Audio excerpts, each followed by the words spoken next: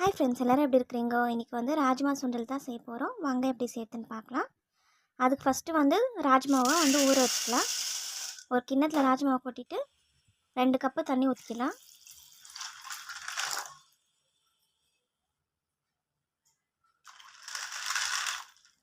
ராஜ்மா வந்து நல்லா வந்து ஒரு 3 ஹவர் நல்லா ஊறட்டும்.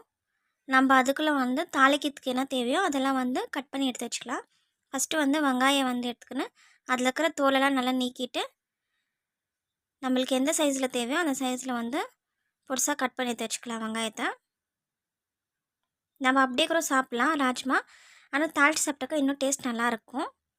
இப்போ வெங்காயம் வந்து பொருசாக கட் பண்ணி எடுத்து வச்சுக்கலாம்.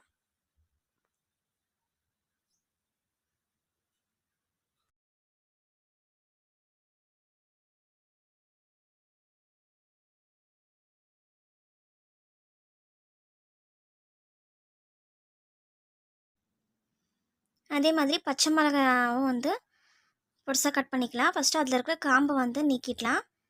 நீக்கிட்டு நம்மளுக்கு காரமாக ரொம்ப ஜாஸ்தி காரமாக இருந்துச்சுன்னா கொஞ்சம் பெருசு பெருசாக கட் பண்ணிக்கலாம். அப்படி இல்லைன்னா வந்து சின்ன சின்ன பொருசாக கட் பண்ணி சேர்த்துக்கலாம். இல்லைனா வந்து காஞ்ச மிளகா கூட சேர்த்துக்கலாம், இன்னும் நல்லாயிருக்கும்.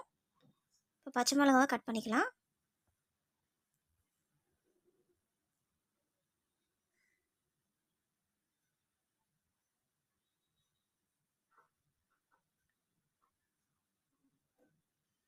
அதே மாதிரி கொத்தமல்லியும் கட் பண்ணி எடுத்து வச்சுக்கலாம்.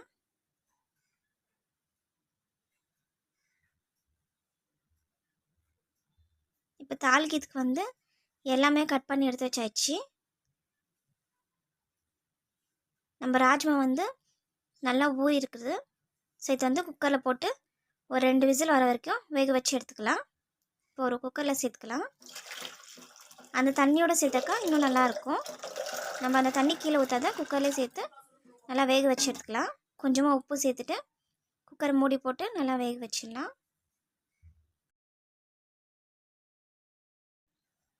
ஒரு கடாயில் தேவையான அளவு எண்ணெய் ஊற்றிட்டு எண்ணெய் காஞ்சோடனே நம்ம கடுகு சேர்த்துக்கலாம். கடுகு நல்லா பொரிஞ்சோடனே கட் பண்ணி வச்சுக்கிற வெங்காயம் பச்சை மிளகா சேர்த்துக்கலாம். அது கூடவே கறிவேப்பிலையும் சேர்த்துக்கலாம். இப்போ வெங்காயம் நல்லா வதக்கிக்கலாம்.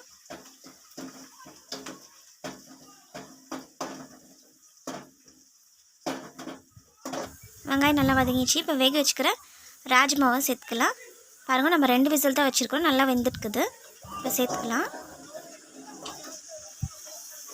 இப்போ நல்லா மிக்ஸ் பண்ணிக்கலாம்.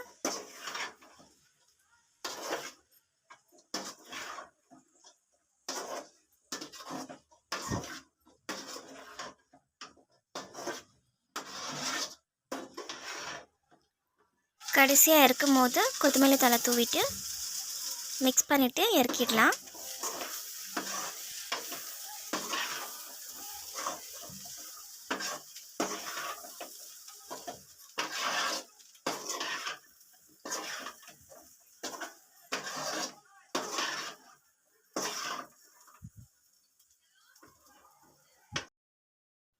பாருங்கள், சூப்பரான ராஜ்மா சுண்டல் ரெடி ஆயிடுச்சு.